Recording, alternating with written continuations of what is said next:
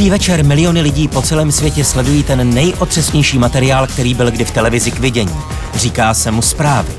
Ze zpráv se stal zvrácený hororový příběh. Tragické je, že je pravdivý. Vzpomeňme na některé ze zpráv z posledních několika let. Byla to ekonomická krize, ropná skvrna v zálivu, teroristické útoky, války v Afghánistánu, Iráku, na Balkáně a mohl bych jmenovat další. Co se to s naším světem děje? Existuje snad lék na nemoc, kterou evidentně trpíme? Existuje Bůh, který se o nás zajímá? Je lék na nenávist, která působí v dnešním světě? Máme vůbec budoucnost a naději? A proč se máme zajímat o Boha, když se zdá, že pro nás vůbec nic nedělá?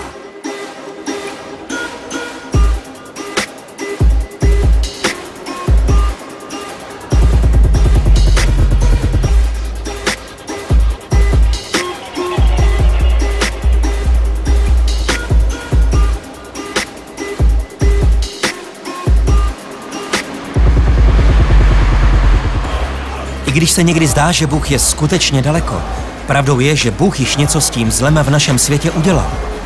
Před 2000 lety poslal svého syna, Ježíše Krista, aby zemřel na kříži za naše hříchy a za hříchy celého světa. Bůh přišel z nebe na zem. Narodil se jako člověk, pracoval jako židovský tesař a žil v národě okupovaném cizími vojsky, obklopen chudobou, slabostí a nemocí.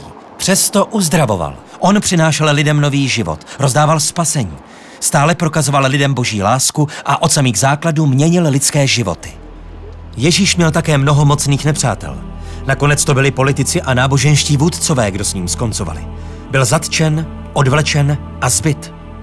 Byl bičován, na hlavu mu dali trnovou korunu. Byl přibyt na kříž Golgoty.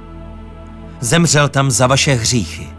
Přátelé, vytrpěl to proto, že to bylo součástí božího plánu záchrany vaší a mojí duše. Bůh si nezakrývá oči před lidským utrpením.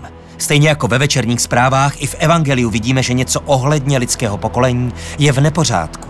Na rozdíl od zpráv, v něm ale také vidíme, že Bůh již něco vykonal, aby to změnil.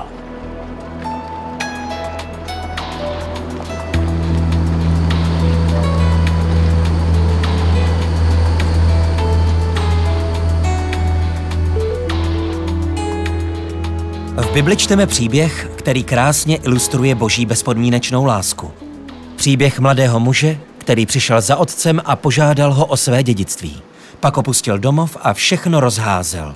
Jeho situace byla čím dál tím horší, až nakonec skončil v chlívku mezi prasaty. Žil s prasaty, jedl s prasaty a zápasil o holý život. Až se nakonec rozhodl, že je čas vrátit se domů. Bible říká, že když otec pozvedl oči a uviděl svého syna v dálce přicházet, jeho reakce byla ohromující. A právě jeho reakce je překrásnou metaforou boží lásky k nám všem. Přátelé, Bůh vás miluje. Zaplatil cenu i za váš hřích. Tak se vraťte domů. Vyslechněte poselství evangelisty Reinharda Bonkeho, který vám poví o boží lásce k vám a o změně, kterou vám Bůh nabízí.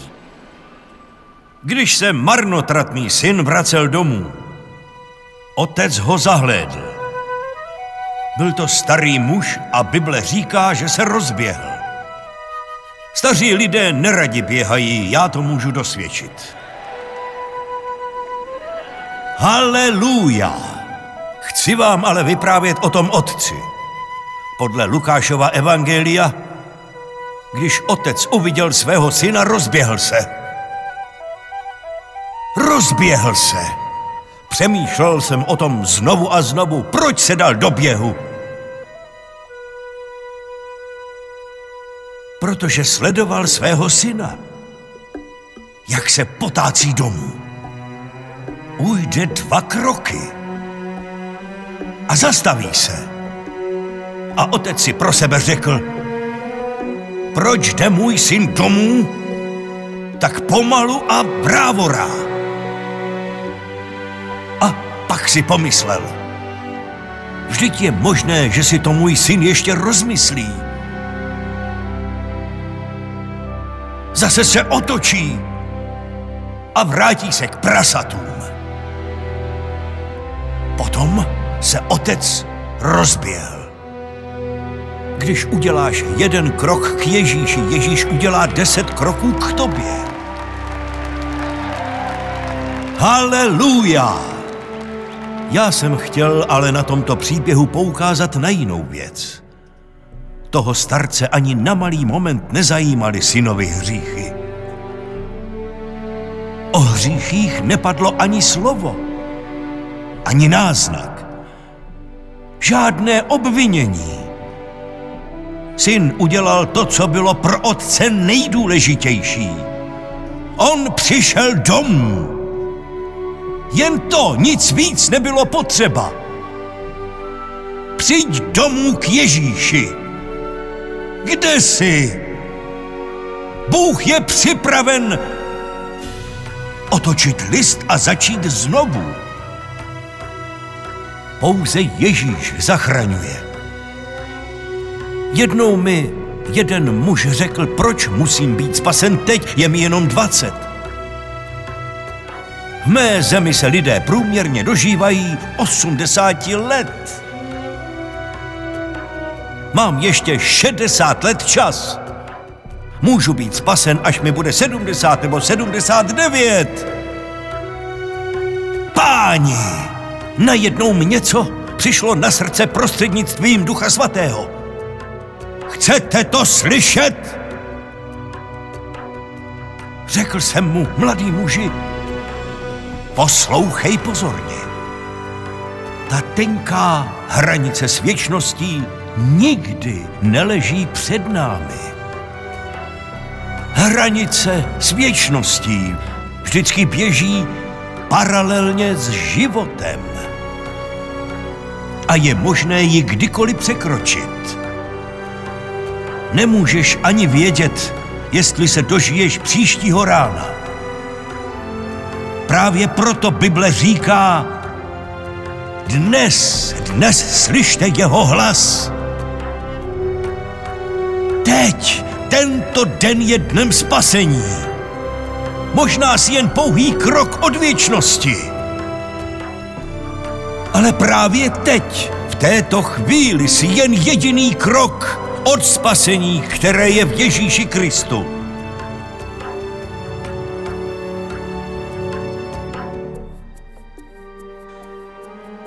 Přátelé, jediné, co je třeba udělat, je obrátit se v modlitbě k Ježíši. Pokud to teď chcete učinit, pokud chcete smířit své srdce s Bohem a přijít domů, pak vás zvu ke společné modlitbě. Řekněte, Pane Ježíši, přicházím dnes k tobě a potřebuji spasení. Pane Ježíši, omyj mě svou krví, odpusť mi moje hříchy, očisti mě, prosím, od vší nespravedlnosti. Drahý Pane Ježíši, přijímám tě do svého srdce. Buď mým spasitelem, buď mým pánem a buď mým nejlepším přítelem. Dnes, Pane Ježíši, přicházím domů ve tvém jménu. Amen. In your presence, it's where I belong. In your presence, yeah. In your presence, all fear is gone. In your presence, yeah. In your presence, it's where I belong. In your presence, yeah. Pokud jste se mnou modlili a pozvali Ježíše do svého srdce, kontaktujte prosím osobu nebo církev, která vám věnovala toto DVD. Jistě vám pomohou nalézt dobrou místní křesťanskou církev, do které je možné se zapojit a navštěvovat ji. Pokud máte zájem, rádi vám zašleme tuto knihu nazvanou Jedinečné plus. Byla velkým přínosem pro miliony lidí po celém světě a jsem si jistý, že bude přínosem také pro váš život. Pomůže vám v hledání dalších kroků vašeho duchovního života s Bohem. Na našich internetových stránkách si můžete knihu objednat. Chci, abyste věděli, že Bůh má s vámi skvělé plány. Jsou před vámi vzrušující věci ve jménu Ježíše. Děkuji vám za vaši pozornost. Přeji vám vše dobré a Bůh vám žehnej.